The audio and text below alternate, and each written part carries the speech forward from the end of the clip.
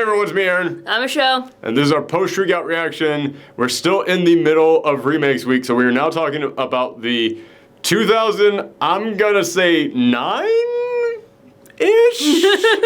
remake of Nightmare on Elm Street. This is one that Warner Brothers, man, when they came in here with this remake, they thought this is gonna kickstart that whole franchise again. This is going to just branch out into so many sequels. They were putting the brand new Freddy on everything. And I remember after people watched this, they were just like, I never want to return to this franchise again. And I have avoided this thing for a while because I had heard a few complaints about what they did to Freddy Krueger in here. And I went, yeah, that definitely sounds like it'd make the franchise a little bit more unappealing. But, I mean, is it as bad as you guys are saying it was? And now that we have seen it, oh my god, it's worse than everyone said it was. We will get to that in a second, what exactly I'm talking about. But the basic premise behind this remake is exactly what the first film was. Mm-hmm. It is that, okay, there was this guy, Freddy Krueger. I think in the old films, he was a janitor, and now he was a gardener. Yeah. But aside from that, they didn't change much. And he was a gardener at this preschool. And the parents of these kids, they ended up murdering him. And now his ghost has basically come back to kill the children in their sleep to get revenge on the parents. Although in here, it's a little bit more to get direct revenge at the kids themselves, which again, we will get to in a moment on that one. And I gotta say, it's another one of those things kind of like the Friday the 13th remake that we watched earlier this week, in which I said, yeah, there is nothing really that different about this. They kind of just went straight into this thing. It is exactly what you would expect from this franchise. And it's so weird that in this one, I think this is one of the only remakes we've seen this entire week in which they tried to start a brand new franchise where they reused characters. Because I know that the main girl that we're following in here is exactly the same. She's Nancy. She's the main girl from the very first film. It's literally her name, like. Yeah, although I will say, this is one thing that I have to give this film credit for. This film, even though I'm going to come in here and I'm going to poo-poo a couple things in here, this film actually does some pretty clever stuff. And one thing that they do is that they have us start the film off following a completely different character. And I don't mean that they have like that first character who dies. They do that, but that's what a lot of horror films do. After that, they have who will eventually become a protagonist appear at this guy's funeral, but we're not following her. She just goes up to the girl who we are following and says one quick thing to her, and then she's just gone for a decent chunk of this film. And we're now following this other character in here. And they follow her in that way that makes you think, okay, so this is our protagonist. Like, we meet her parents. We see her investigating this mystery. We see her asking questions about this. She's got a boyfriend. They've got a connection in there. She is absolutely set up to be the protagonist of this film. And I remember, like, I was just getting kind of bored and just going, okay, whatever. And I wasn't even paying that much attention. I'll admit, at the beginning of this, I was, like, dozing off a little bit. And then, which, wow, that's something you should not do while watching this film. But then they come in and they kill her. And they kill her in a brutal way. And she dies in her dream. And I remember looking at that going, okay, she's going to escape. She's going to wake up now. She's going to wake up now. Just blood splattering all over her. Oh! Well, okay, I'm listening. All right, I'm paying attention right now. And then starts following the boyfriend, and the boyfriend... Because he was there to, like, watch over her, which he failed at, obviously. Everyone in this movie fails to do that. Which, that's one of those things that, like, you have the person fail once in the movie. Every time there's like, okay, just watch me as I sleep. Yeah, sure. Everybody cannot stay awake in this thing. But like, at the very end of this thing, I'll go ahead and jump to one thing. At the very end of this thing, again, it comes down to, okay, I'm going to go sleep. You make sure you watch over me. And it was so obvious he was going to fall asleep that the movie didn't even play with that. The movie wasn't even like, okay, now we're going to follow this character. And now it's going to be the big thing where she has to wake up. But no, he's already asleep. He goes, okay, I'm going to make sure that I stay awake. And then he's in the dream. Like, it is that quick of a cut. And I almost have to give him credit for doing that. Like, they knew that the audience was going to go, yeah, he's going to fall asleep. There's no question about this one. But yeah, He wakes up, sees her get murdered, just blood splatters everywhere, and then he runs over to Nancy's house, and from there we're following Nancy. And I did not catch her name at the funeral, but if I had, I probably would have suspected that something like this would have happened, which again makes me go, why on earth did you reuse the names? Like, they're not important. I mean, Nancy does have a bit of a following. She's one of those few protagonists from a horror film who actually did return and not just like immediately die at the beginning of the next film. She actually did do stuff in some of the other Friday the 13th films. But still, like, nobody is coming to these things for Nancy. I can count on like one hand, not even that, I can count like one, the number of horror movie protagonists that people want to see return. Like, Ash Williams and what's his face from Friday the 13th, maybe? What's his name? The guy who was young Corey Feldman and then grew up and what was his name? Yeah, maybe that guy. Maybe they want to see him return. Maybe. I don't know. Nobody else, I think anybody is going to these horror films going, well, where is the protagonist from the last film? You need them. No, everybody's going to this for the killer. Everybody's going to this for the slasher. I mean, they're called slasher films, not survivor films. So, yeah, I really hate that they decided to just make it Nancy again, because if I had been paying attention to that funeral, I probably would have called it. But, like, here's the thing, is, like, the girl who got killed, like, her boyfriend was framed. Like, basically, like, he wasn't framed, but, like, it was obvious. Listen, nobody's going to come in there and find the boyfriend breaking into her room when no one else knew about, and her covered in blood, and him with blood all over him, and go, oh, well, clearly you're innocent on this. Yeah. It was obviously Freddy. Yes. You can go. Go clean up. No, Which no. I have often wondered, like, she exploded from the inside out. Would a coroner be able to figure that out? I'm honestly curious if they would be able to, like, examine that and go, oh yeah, something erupted from inside of her with sharp knives. I'm interested in knowing, like, what an actual, like, not CIA, but NCIS, not NCIS, there's so many goddamn initials. Crime scene investigator, CSI agent would be able to figure out about that. But this isn't a murder mystery. This is a slasher movie. Yes, exactly. Nobody actually cares about the logistics of this. So he ends up going off to jail, and he ends up dying in his cell, in his sleep again, which I felt so bad for his cellmate, because his cellmate was just started banging on the wall going, I'm innocent. It's like, god damn, man. Now you got two, like, that guy has his own story that we're never going to return to. But, like, that and the dog. I know that's a weird thing to bring up, but it's like, anyway, like, there's a lot of, like, untold stories. Like, yeah, I remember this. Okay, I remember what you're talking about. Nancy has a dog. No, not even Nancy. It's the first girl that we're following. I think her name was Chris. Whatever. It does not matter. She walks outside, and then she sees, like, her dog is murdered, and Frey's there. I just wanted to give him a pet. I just wanted to pet him or something like that. Yeah, something like that. And then, like, 5 minutes after that, of this girl running away and screaming from her, you just went, oh, man, I can't believe they killed off the dog. And then I just, like, slowly turned and looked at you and went, they're in a dream. It's Freddy can't enter the dog's dreams. That didn't actually happen. You're so concerned about dogs in movies, and understandably so. It's one of your best features is that you care so much about animals. But that's the thing that bothers me is, like, did the dog survive? Because you never see it after, like, she wakes up or nothing after she gets... happened to the dog. It was all in a dream. But dogs can dream too, you know. Not in her dream.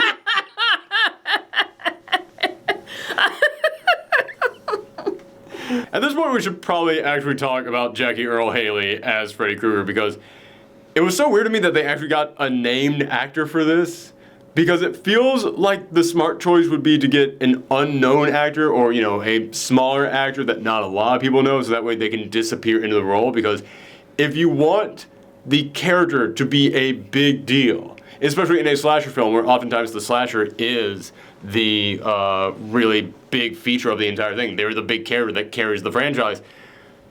It feels like if you wanted to do that, if you wanted to have the slasher be the big star, you would get an actor who would disappear into the role, not someone who people would go, oh yeah, it's this guy from this movie in here. You know, kind of like with Pennywise. Mm-hmm. Some people out there know who Bill Skarsgård is.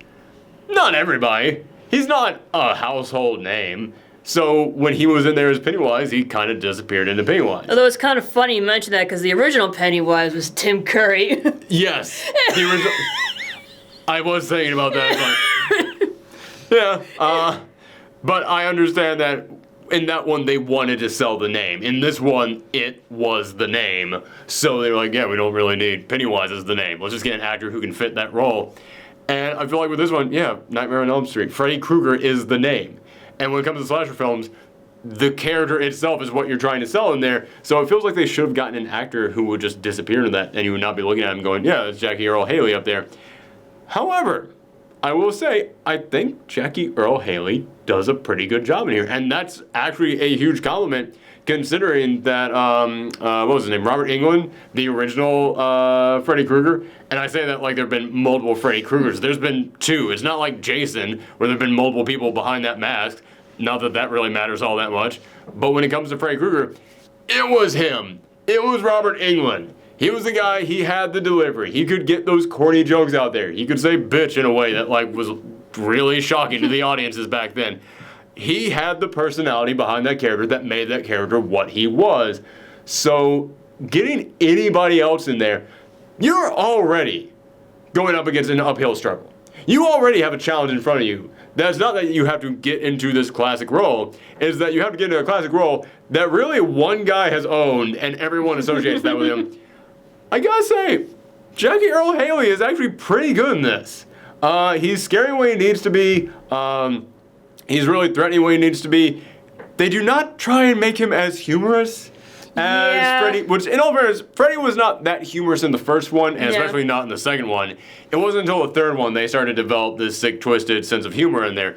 Again, we saw a little bit of that in the first film, but it wasn't until the third one that started to really take off and become like the defining trait of this character. It's weird how many horror franchises don't really hit their stride until the third film. Like Jason didn't get the hockey mask until the third film. Freddy Krueger didn't develop the sense of humor until the third film. But Jigsaw didn't die until the third film. So, man, that is weird to think that Jigsaw was dead in more of his films than he was alive in them. So, what the hell was I saying? You were saying about Freddy Krueger and... Yeah, okay, so they did not try to give him much of a sense of humor, but there are a few lines in here where they feel like they're supposed to be one-liners, where they do feel like he's supposed to have a little bit of a sense of humor to the way that he delivers it, and you know what? He actually does that pretty well. In fact, whenever he had to deliver one of those lines, I looked at him and went, I want you to be doing that way more. That actually feels like you've got a lot of untapped potential, and you actually could carry on that sense of humor that Freddy Krueger was known for. And I say sense of humor like he was funny, but you know, he killed people with like a Nintendo Power Glove, or he killed people with really weird, twisted, imaginative ways, and he was sitting there laughing all the time like, ah, ha, ha, ha. His sense of humor wasn't funny to everyone else, but was funny to him. That's kind of what defines Freddy Krueger. So yeah, it really did feel like this guy actually was a good fit for this. I had to give him credit for that. Yeah, to a certain extent. I mean, I think I kind of felt like I wish he emoted more, but that might have had to do with like the makeup. Now we're getting into the stuff that I think makes this kind of a bad remake. And one of them is that, yes, I think that Jackie Earle Haley was actually a good fit for Freddy Krueger. I think that every single other decision that was made about this Freddy Krueger was terrible. I think that all the other choices that they made just, it's perplexing to me. Because, you know, Freddy Krueger, he was burned alive. So he looks like he was burned alive. But so did the original. But they still decided to give him lips. And in this one, yeah, he's got no lips because they've been burned off. So there are many times in which he's delivering a line, and yeah, just kind of comes down like yeah, it's this. like even his eyes are like his face is like yeah, like he was like this all the time. He is all one expression the entire time, and no, Freddy is one of the most expressive slasher villains out there. I'm way off to the side there. There you go. And that's what is so unique about Freddy. Like yeah, all the other love about him. Yeah, it's like all the other like slasher films, like they have like no they're very like stoic, silent, always hiding behind a mask, but he's like up in front in your face and enjoying like every moment of torturing exactly. you. That's the thing that makes him so distinct. So to take that away, it really does hurt the character. And also, listen, I'm not saying the original Freddy was pretty or anything. No. But you could still look at him.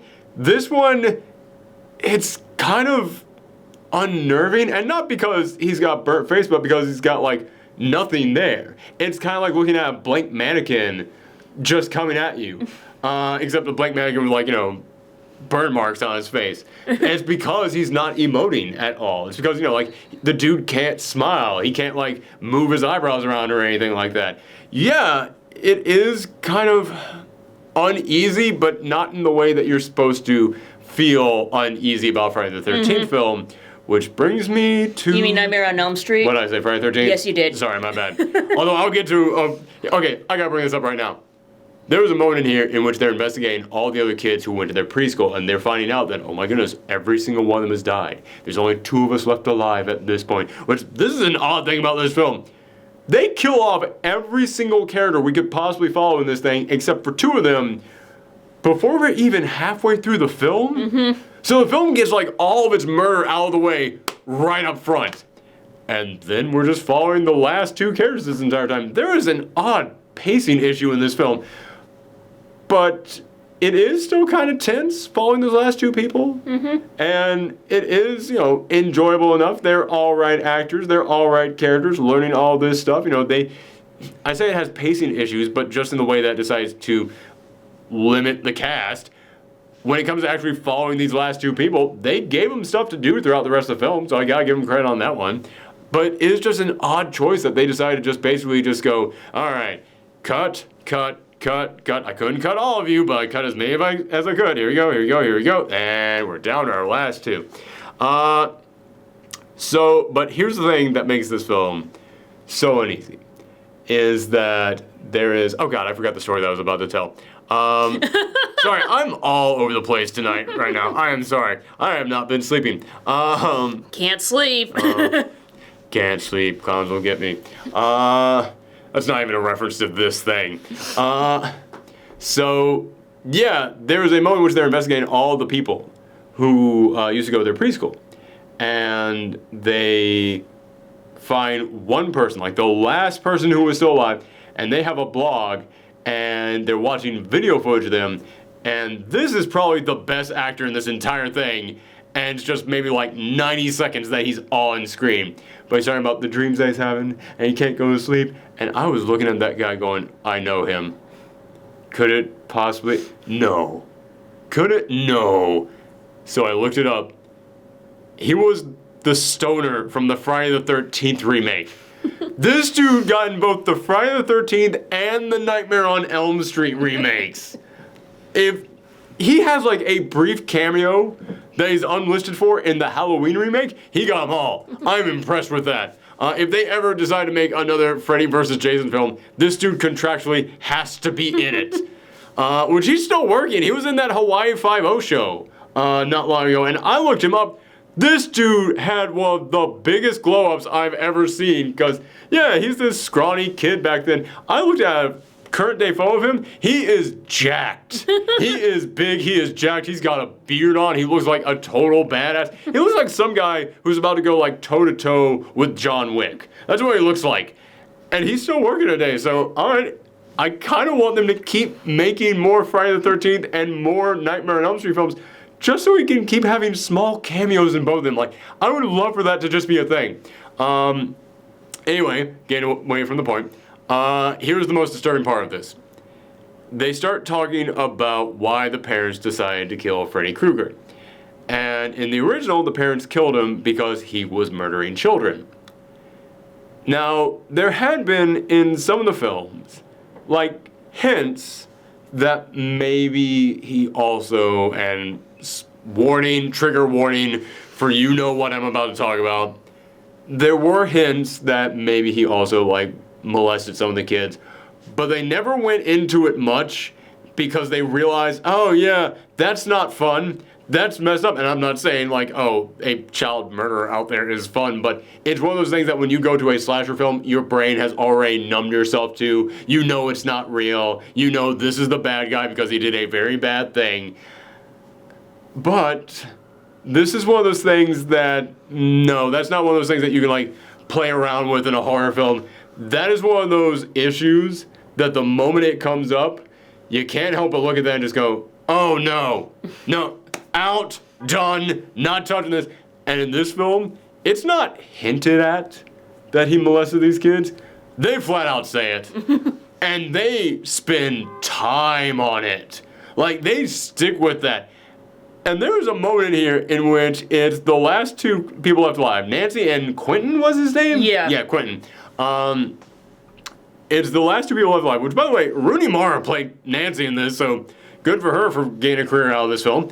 But they are confronting their parents about this. Quentin's dad, by the way, is played by Clancy Brown. And I'm very torn on that because Clancy Brown is a great actor, but he's one of those actors that the moment I see him in something, I'm like, oh, it's Clancy Brown. Totally takes me out of the film. And he is indeed Clancy Brown in this film. So they're confronting him about this. And there's the moment in which they're talking about this, and you're seeing in the flashback, they're like lifting up Nancy's dress and seeing big slash marks across her back, and he's like, he takes me to the secret cave. And then like flashback, Clancy Brown is on the phone. Yeah, he's been acting weird as well. And then after they tell the kids this, Quentin goes, that's why he's after us, because we lied about what he did. And I went, are you fucking kidding me? Quentin, we've all passed the finish line. Why are you still struggling way back there? You haven't even made the second lap at this point. And then there was Quentin fall asleep, and like he sees like the parents chasing after Freddy and burning him, and he's like, "You killed an innocent man." I'm like, are you serious? What? Because we've also seen a flashback, Quentin, and we know it was not innocent. Yeah, he comes back and he's accusing them of killing an innocent man, and Clancy Brown, he does say, not a day goes by that I don't think about that maybe being true, but listen, man, we the audience know Freddy Krueger wasn't fucking innocent. We know you're not going to do that in this remake. And again, we had already seen a remake, we had already seen a flashback of Nancy with big slashes on her back. So Quentin is instantly unlikable because he is so far behind the audience at this point. Listen, I'm not saying that you have to make your characters omniscient, but you have to have them at least keep in pace with the audience. Like, be no more than 1 or 2 steps behind the audience at any given time. And Quentin is way the fuck back there at this point. He's still at the starting line, like. That dude stopped at like a 7-Eleven. He's getting a hot dog. Everyone else has passed him by now. Yeah, it was really upsetting at that point. Like, are you fucking kidding me, Quentin? Quentin, come on, man. And Nancy never even weighs in on it. No. Quentin dominates that conversation, and Nancy, the protagonist, is standing in the back there just like, Nancy, do you have anything to say about it? Like, do you have any memories? Do you have any, like, memories that weren't altered by Freddy when Freddy showed you a flashback? Which, Freddy made him see this flashback in a dream of when Freddy died, which, by the way, you want to talk about some of the corny stuff that they decided to do in this film? When they throw the Molotov cocktail into the building in order to get Freddy Krueger to come out of there, you see Freddy, he's on fire, and he's screaming, and he takes his jacket off, and he pulls that thing off like Superman to reveal the striped sweater underneath. Like, da-da-da-da-da-da-da-da. It's like, that's not how...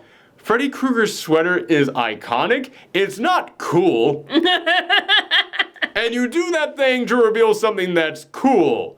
Or something with a design that specifically matches how you rip the shirt open.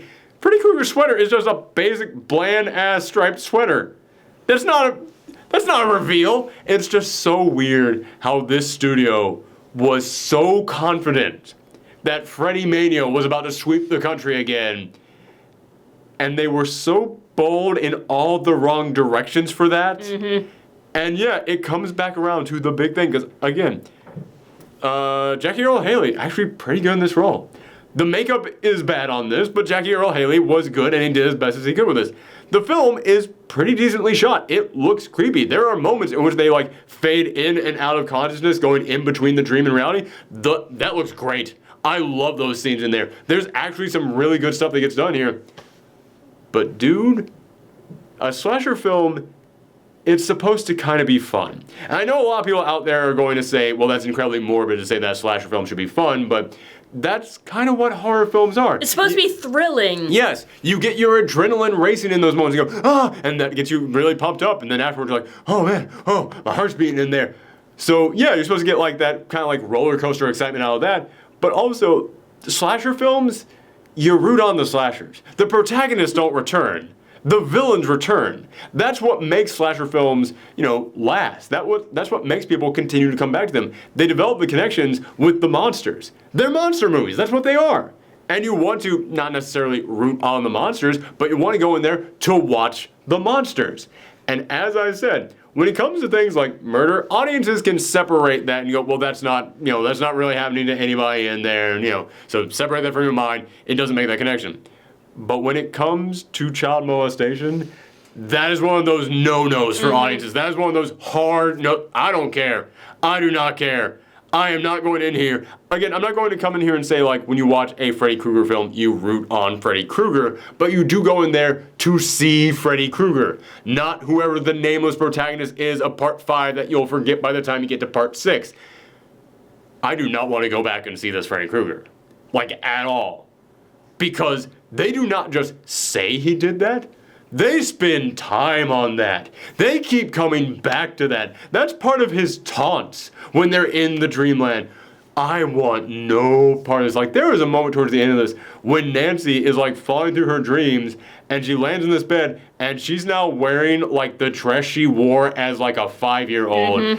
And it is, and like you've got Freddy coming in there like, yeah, I always love this dress. Ew! Ew! What the? No!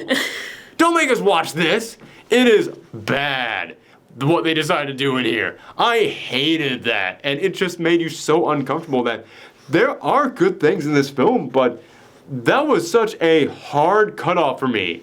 That one, I don't want no, I'm out. I'm done. I'm never coming back to this version of Freddy Krueger again.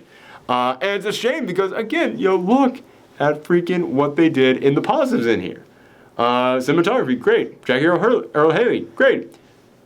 Doesn't matter. Does not matter. And you also got good actors in here. I mean, not the original ones who die off, because I gotta admit, I was nervous about this film when this thing started up, because this thing was like a CW show in the beginning. This thing, and I don't mean like a modern day CW show where they're actually doing some really interesting stuff. I mean like back in the 90s CW shows where it was all just pretty teenagers with problems.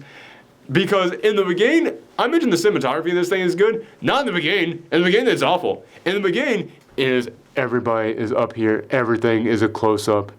And nobody ever talks above a slight mumble. And everybody is so serious at every moment in here. And later on in the film, I mean, Nancy always kind of talks like that. Quentin raises his voice a little bit, but Nancy, you look at her and like, yeah, she's sleepy. She's sleepy, so you can buy her just being like, whatever. But in the beginning, everyone is just, hey, what's going on? And it's solely because it's trying to capture that feeling of like, hey, this is how teenagers talk when they're serious. No. Also, the first, like, the fake girl who we're following in the beginning, who they're trying to set up to be the protagonist in here, Nancy looks like she could be a high schooler. Quentin looks like he could be a high schooler, at least, like college level. The first girl that we're following, oh my God, she looked like she was like late 20s. Maybe it was just me, but man. No, it did feel like she was older. And like, the thing is, like, when she, like, it opens on like the guy before he like gets killed, and then she comes in and talks to him, and I was like, oh, is she like his doctor? Because I thought that too. I seriously thought that was his psychiatrist. Yeah. I seriously did think that. Oh my God, I'm so glad I'm not alone on that. That was my exact thought. That's actually kind of awesome you had that thought too. Okay, wow. Oh my God, yeah, I seriously thought it was his psychiatrist. It was like, you're not taking your medication, we need to talk about this. Also, could you totally cover for me in my home ec class because I need to be out back smoking behind the bleachers. Oh my God, it was such bad casting on that one. But Yeah, in the beginning of this thing, it did not look great. The acting was not great. But by the time that we got to our final two, it did actually look really good. The cinematography was great. The acting was all right in here. So there's some pretty good stuff in this remake, but that one decision that they decided to make there with what to do with Freddy Krueger, as I said, there were some hints about in previous films, but they always knew never to go too far into that because they knew that that would instantly make audiences go, oh, I don't want to see this anymore. This film, it is disturbing how far they decided to go with that. And I know some people are going to say, well, you should be, oh, Peach, no kisses. I know some people are going to say, well, you should be disturbed when you're watching a horror film. There's different kinds of disturbed. And this is one of those that just, no. It crosses a line that's kind of like a universal line. I have seen so many critics have this exact same complaint about this film. I've seen like one or two say, no, I like how messed up it made him in there. It made him even freakier. All right, that's fine. I can understand. Again, it does make him even scarier in a real world sense. But I think that, again, it doesn't make you want to keep watching this character. It makes you at the end go, somebody needs to put him away in prison. So that's pretty much how I felt about Don't Breathe. Yeah. You know what? That's a really good way to bring this back around, because spoiler for Don't Breathe. Spoiler, spoiler, spoiler. But that villain in there, in the beginning, he was very intriguing because he wasn't even a villain. But then you find out, no, he's done some villainous stuff. And now there's a whole other layer to him. And no, you want to know what's going on. But when he reveals his motivation, oh no, I was out. I was like, nope, that's one of those big no-no lines. I'm not crossing that one. And what they did with Frey in here was like 10 times worse than that.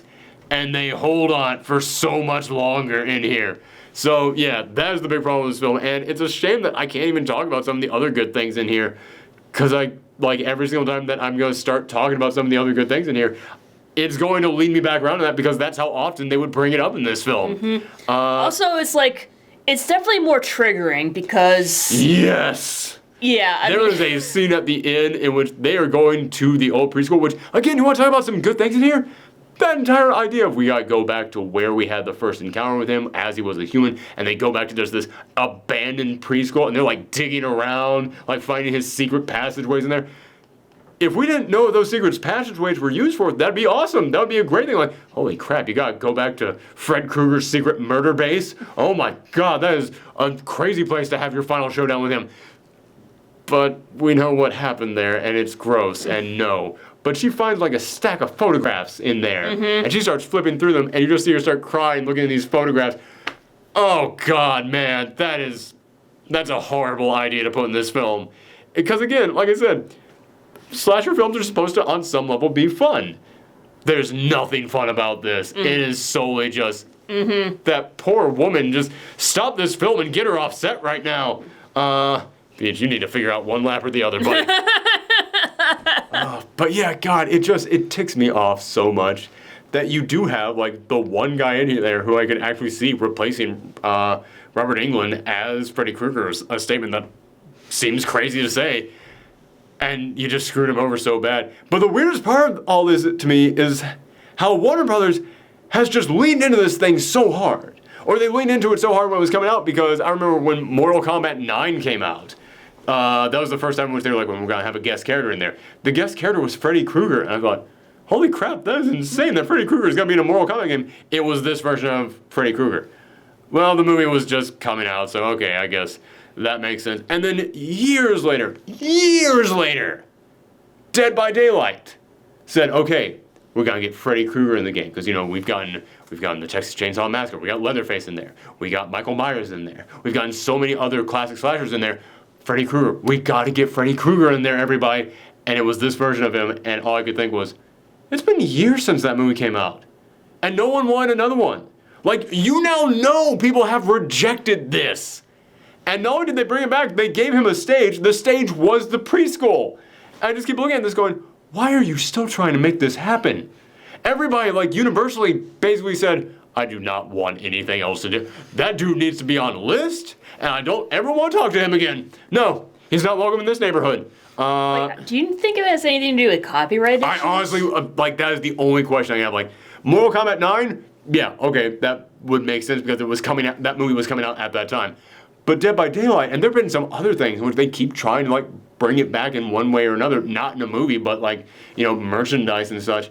I keep looking at it going, maybe it is a copyright thing. Like, they own the copyright to the old Freddy Krueger, but they only get like partial stuff off of it. Like, they have to divide up the profits with everyone else. But with this version of Freddy Krueger, they get 100% of it. Like, maybe something like that. I don't know. I mean, that's what happened with the X-Men over at Disney, because they only got 50% of the merchandising rights, and they went, yeah, but we can have these other characters over here that we get 100% of the merchandising rights from. So maybe that is the deal. Maybe that's what it is. But I don't know. It's a shame that the good old Freddy Krueger, we're probably never gonna get anything with him again. Actually, I heard he was made like a guest appearance in a sitcom recently.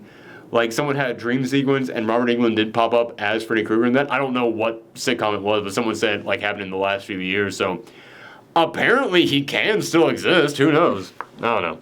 But that's it, everybody. That is our post-Shriek Out reaction for the Nightmare on Elm Street remake. Let us know what you thought in the comments down below. We've only got one more remake to get to, and then is on to our third week. And the theme for our third week is, I don't know. Because I have 3 ideas for what to do for our third week. And I was going to pick one of them, but then I thought, you know what, we have a Patreon. Let the patrons vote on. So I put the vote up to the patrons, and I just checked it right before this recording, which is 2 days before it goes up. It is a dead heat between all 3 categories. Oh boy. Yeah, like the last time I checked, 2 of them were tied, and the other one was like 1 vote behind. So I was like, oh my god, people, come on. You think if you put the poll on Twitter, it'd be any better? Yeah, but I mean, it's the reward for the patrons. Like, Yeah, it seems kind of cheap. I mean, it would definitely be different, so. But if you patrons can't split the vote within the next 24 hours, it's going up on Twitter. But yes, I will let you guys know on Monday when you tune in for the post-Shriek Out reaction what the hell the theme is. I'll go ahead and let you guys know what the options are, so you can start talking about, maybe give us some suggestions. But the options for week 3 are threequels, because last year in week 2 of the post-Shriek Out reaction, we did sequels, you know, week 2, part 2. So I thought, let's just continue that. Week 3, part 3. Or it's horror comedies, because I feel like we've been watching some down and dour stuff. We could use a laugh in there. Or, and this is a weird one, documentaries.